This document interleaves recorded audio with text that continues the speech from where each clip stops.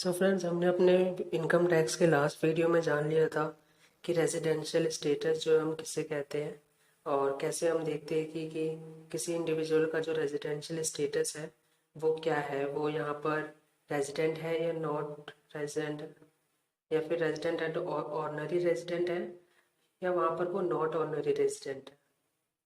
सो ये सब बातें जो हमने अपने लास्ट वीडियो में जान ली थी, आज हम उसके आगे का करने वाले हैं। सिर्फ रेजिडेंशियल स्टेटस ही नहीं, बल्कि हमारी इनकम का नेचर भी डिपेंड करता है कि हमें जो है टैक्स देना है या नहीं देना है, हमारी इनकम टैक्सेबल है या टैक्सेबल नहीं है। सो आज का जो हमारा टॉपिक है वो है इंसिडेंस ऑफ टैक्स, जो कि मेंशन है सेक्शन 5 के अंदर। इंसिडेंस ऑफ टैक्स का मतलब क्या होता है? इसका मतलब होता है लायबिलिटी टू पे income tax depends upon nature of income. जो हमारी लायबिलिटी होती है हमारे इनकम टैक्स को पे करने की, वो डिपेंड करती है हमारे इनकम का जो है नेचर क्या है। हमारे इनकम का जो नेचर है उसके ऊपर डिपेंड करता है कि हमारी इनकम जो है टैक्सेबल होगी या वो नॉन टैक्सेबल होगी। सो इनकम जो हमारे पास दो टाइप की हो सकती है, या तो वो इंडियन इनकम होगी या फॉरेन इनकम होगी। तो पहले हम बात कर लेते हैं कि इंडियन इनकम हम किसे कहते हैं और वो कब टैक्सेबल होती है। उसके साथ हम जो है फॉरेन इनकम के बारे में भी जानेंगे, कब जो है ये टैक्सेबल होती है, कब नॉन टैक्सेबल होती है। So basically nature of income, कोई भी इनकम क्या हो सकती है, या तो वो इंडियन इनकम होगी या वो हमारे लिए फॉरेन इनकम होगी।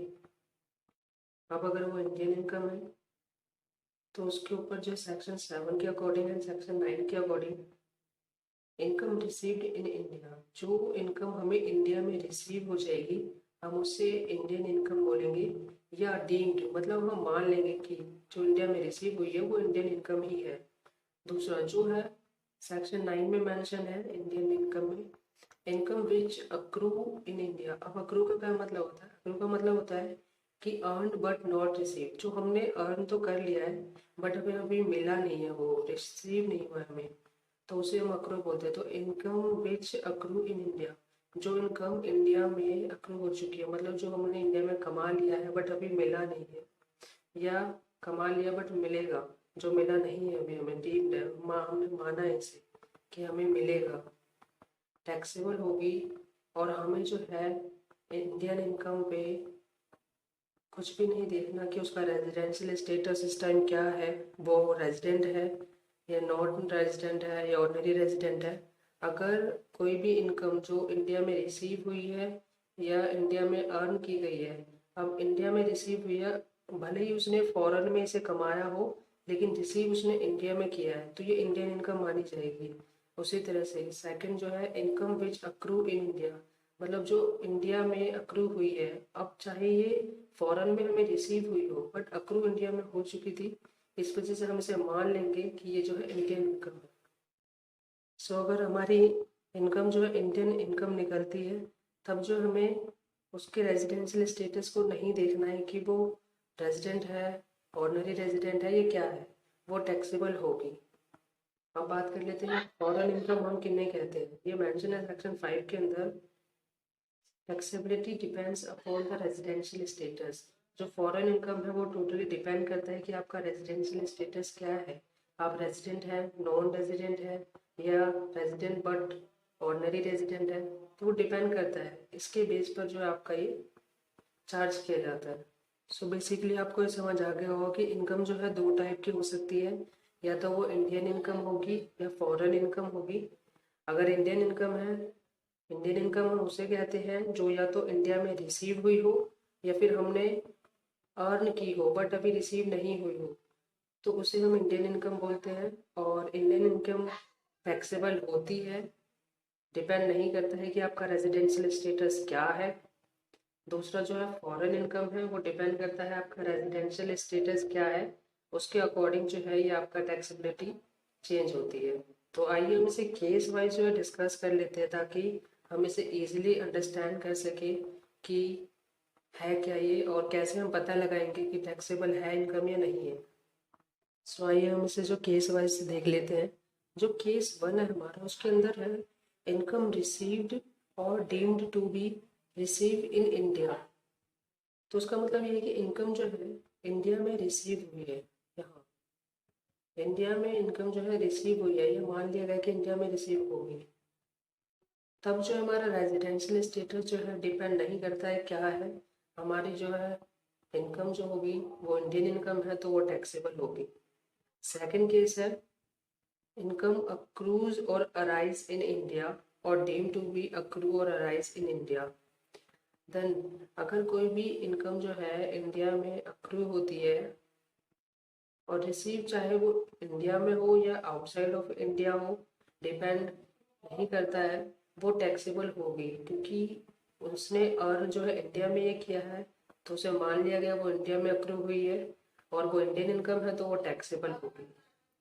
अब सेकंड जो है वो है हमारे पास थर्ड केस जो है इसमें इनकम अराइज और accrue outside India and receive outside. इसमें जो है हमारे पास अक्रू भी आउटसाइड इंडिया हो रही है और रिसीव भी आउटसाइड इंडिया हो रही है, तो इस पे डिपेंड करेगा कि रेजिडेंशियल स्टेटस क्या है, उसके बिहाफ पर जो है हम देखेंगे कि हमें टैक्स देना है या टैक्सेबल हमारी इनकम है या नहीं है। फॉरेन इनकम में फर्दर जो है दो केसेस हो सकते हैं, ए एंड बी, आइए इसे हम डिस्कस करते हैं। सो आप जो इसे इस टेबल से बहुत इजीली तरीके से याद रख पाएंगे कौन सी इंडियन इनकम जो है टैक्सेबल है या फिर नॉन इंडियन जो है जो फॉरेन इनकम है हमारी वो टैक्सेबल है या कम टैक्सेबल नहीं है। तो फर्स्ट इसको जो केस था हमारा इनकम जो है रिसीव हुई है इंडिया में और deem to be received in India, depend नहीं करता है कि कहाँ पर अक्रू हुई थी। रिसीव अगर इंडिया में हुई है तो हमारे लिए वो इंडियन इनकम बन गई, और इंडियन इनकम हमने आपको बताया चाहे रेजिडेंशियल स्टेटस उसका ऑर्डनरी रेजिडेंट हो, नॉट ऑर्डनरी रेजिडेंट हो या फिर resident but not ordinary resident हो, तीनों ही केस में ये टैक्सेबल होगी क्योंकि ये इंडियन इनकम है। सेकंड जो केस था इनकम अक्रूज और अराइज इन इंडिया और डीम टू अक्रू और अराइज इन इंडिया, डिपेंड नहीं करता कि उसका रिसिप्ट कहाँ हुआ, अगर वो इंडिया में अर्न की गई है अक्रू हुई है तो वो हमारे लिए इंडियन इनकम बन गई है, जिसकी वजह से जो है वो टैक्सेबल हो गई चाहे उसका रेजिडेंशियल स्टेटस कुछ भी हो। थर्ड जो केस है हमारे पास इनकम अक्रूज और arise outside India and also receive outside India. इसका मतलब ये है हमने इनकम जो है आउटसाइड ऑफ इंडिया में अक्रू हुई है जो अर्न की है और रिसीव भी आउटसाइड ऑफ इंडिया में की है। तो इसमें दो केसेस हो सकते हैं हमारे पास ए और बी।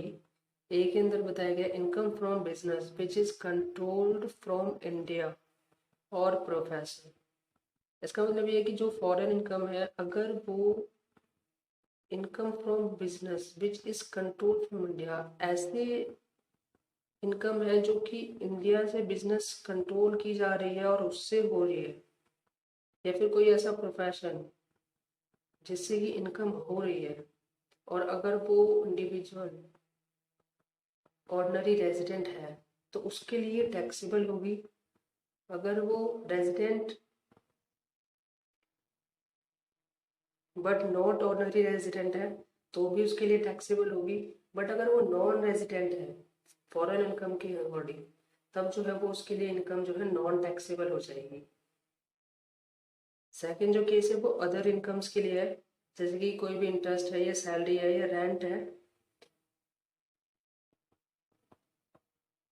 तो इस केस में जो है क्या होगा, अगर वो रेजिडेंट जो है ऑर्डिनरी रेजिडेंट है इंडिविजुअल तब तो ये इनके फॉरेन इनकम जो है टैक्सेबल हो जाएगी, बट अगर जो ये foreign income R N O R means resident but not ordinary resident है तब ये नॉन टैक्सेबल है, और नॉन रेजिडेंट है तो उसके लिए भी ये नॉन टैक्सेबल है। तो आपको ये याद रखने के लिए बहुत सिंपल है कि अगर इंडियन इनकम है तो डिपेंड नहीं करता उसका रेजिडेंशियल स्टेटस क्या है, टैक्सेबल होगी।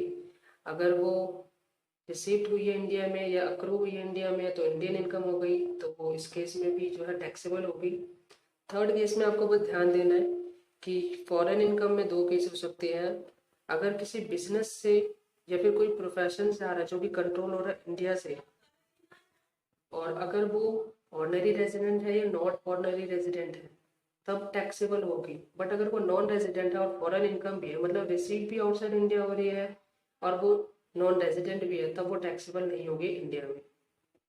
सेकंड जो है अदर इनकम्स, लाइक वो इंडिया में कोई भी ऐसी जगह है जहाँ पे फॉरेन इनकम जो हो रही है उससे वो इंटरेस्ट ले रहा है, सैलरी उसे मिल रही है या कोई रेंट मिल रहा है उसे, अगर वो ऑर्डिनरी रेजिडेंट है तब तो टैक्सेबल होगी, अदरवाइज जो है ये नॉन टैक्सेबल होगी। तो आपको ये देख लेना है कि बस फॉरेन वाले केस के अंदर जो है, जो फॉरेन इनकम है उसके अंदर ही फर्स्ट केस में जो कोई बिजनेस या प्रोफेशन है जो कंट्रोल हो रहा है इंडिया से, उस केस में ही बस नॉन रेजिडेंट को नॉन टैक्सेबल, अदरवाइज टैक्सेबल है।